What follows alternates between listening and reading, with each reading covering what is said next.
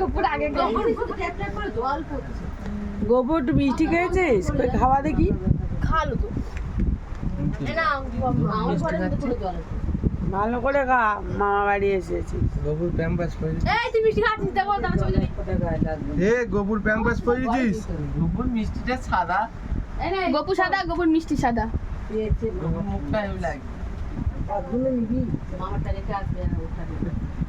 কে কৃষ্ণ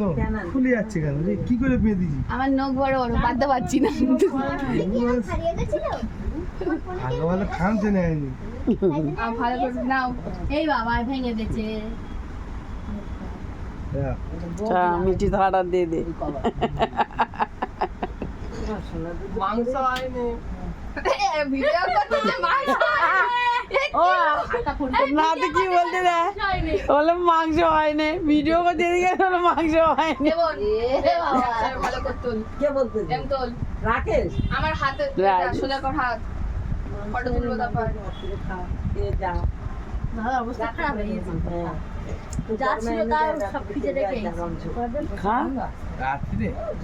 হ্যাঁ কি না খেয়ে যাস মা নিয়ে যাবে কি ম্যাডাম মাংস গরম